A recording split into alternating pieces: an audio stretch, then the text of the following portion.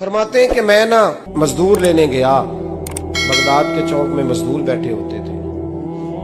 तो मेरी उन मजदूरों में से ना एक नौजवान बच्चे पे नजर पड़ी। बड़ा कमजोर सा वजूद था, लेकिन चेहरे पर इबादत का निशान था। माथा बताता था कि नमाज का बड़ा ख्याल रखता है। मैं उसके करीब गया।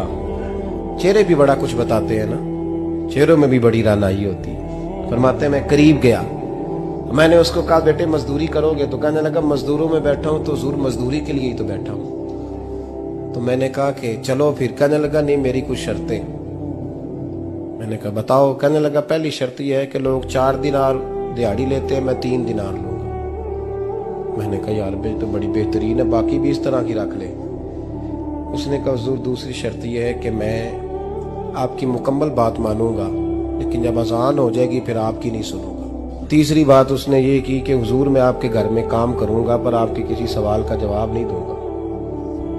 कहते मैंने कहा यार तू बड़ा अजीब है, शर्तें तो मालिकों की होती हैं। कहने लगा जी बहरहाल मैं शर्तें लगा के जाता हूँ। फरमाते मैं उसे घर ले काम मैंने उसको बताया तो जो काम मजदूर सारे दिन में करता है ना, उसने 2 घंटे में ही कर दिया। हमारे मजदूर सिगरेट पीने में भी तो आधा घंटा लगाते हैं, वो चाय पीने जाएं तो पौना घंटा। वहां उनको भी तो दयानतदारी करनी चाहिए कि नहीं करनी चाहिए?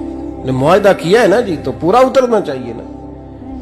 कहते 2 घंटे में। अब काम जब बंदा शुरू कराता है तो काम और निकल आता है। कहते काम मैंने उसको और बता दिया, वो करने लगा। उसने मिट्टी निकाल के रखी थी बाहर रास्ते में, तो अजान हो गई जोर की।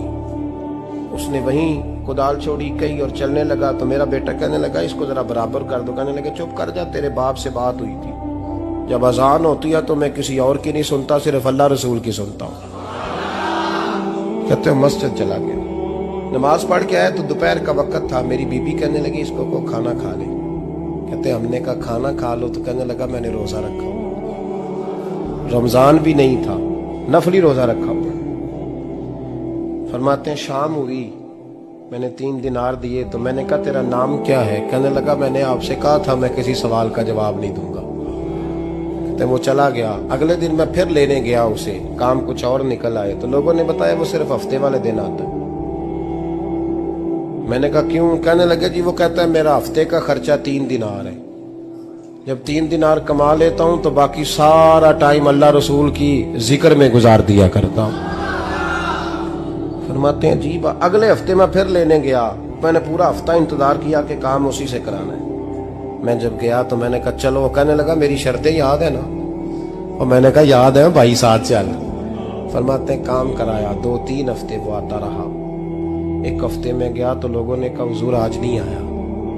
क्यों? कहने लगे बीमार हो गए। कहाँ घर है? कहने लगे बगदाद के कब्रिस्तान के पीछे जो कच्ची आबादी है उसमें रहता है। फरमाते मैं गया, दरवाजे पे दस्तक दी तो कहने लगा हुजूर आप हैं?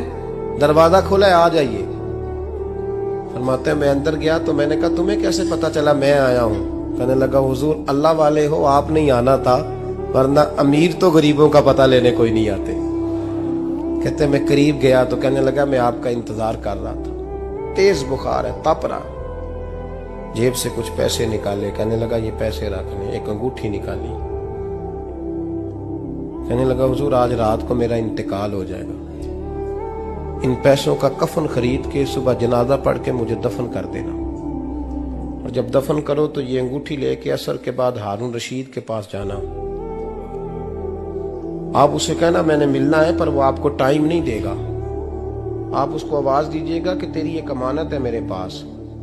फिर वो आपसे मिलेगा तो अंगूठी दे दे, फिर आप मेरी तरफ से फारिग हैं। हजरत फरमाने लगे तेरा नाम? और कहने लगा हुजूर वक्त थोड़ा है, आज रात मैंने जाना है, बड़ी लंबी माफी मांगनी है रब करीम से। अगर मुनासिब समझे तो मुझे अपने रब से तन्हाई कर देने। फरमाते हैं मैं आ गया पर उसकी बातों ने मुझे सारी रात सोने नहीं दिया। फरमाते सुबह बड़ी मुश्किल से सूरज निकला। मैं गया, दरवाजे पे हाथ रखा तो दरवाजा खुला हुआ था।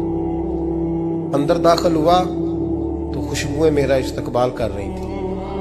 जब चेहरे से कपड़ा हटाया तो उसका तो इंतकाल हो चुका, इंतकाल हो चुका। ऐसे जैसे किसी का दीदार करके सोया। कहते मैं तो 2 आदमी ले गया था जनाजे पे, पर पता नहीं दुनिया किधर किधर से आई। कहां कहां से अखां जदों मीटियां जमाना मैनू रोवेगा, अपना ते अपना बेगाना मैनू रोवेगा।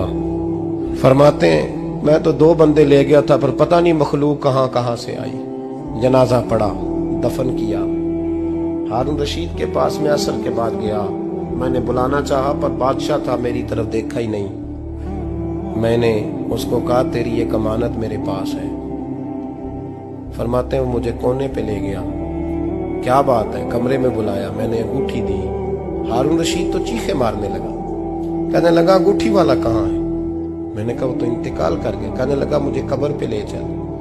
कहते मैं कब्र पे लाया तो वो लेट गया, तड़प के रोने लगा। मैंने कहा मेरा कलेजा फट जाएगा, ना उसने कुछ बताया ना तूने बताया, ये कौन था? तो हारून रशीद कहने लगा ये मेरा बेटा था। मैंने कहा तेरा बेटा और मजदूर? कहने लगा हुजूर ये हजरत दाऊद ताई के पास बैठा करता था, उनका मुरीद था। मुझे रोज कहता था अब्बा तूने बड़ी दुनिया इकट्ठी कर ली है, मरते वक्त तुझसे टांगे समेटी नहीं जाएंगी, इतना हिसाब नहीं तू दे सकेगा। मैं इसको समझा देता, इसकी अम्मा समझा देती। ये रोज हमें कहता छोड़ दो, आ जाओ अल्लाह रसूल की बारगाह में झुक जाएं। हम समझ। एक दिन ये चला गया, कहने लगा फिर तुम्हारा रास्ता और है और मेरा रास्ता और है। ये सोने की अंगूठी गलती से इसके पास रह गई, गलती से हीरे की अंगूठी चली गई। कहने लगा देखो मेरे बेटे ने आज वो भी वापस कर दी है। फिर तड़प के कहने लगा हारून रशीद था तो ये मेरा बेटा, पर मेरा मुर्शद निकला, मेरा पीर निकला। भाई जिंदगी तो बड़ी थोड़ी है ना।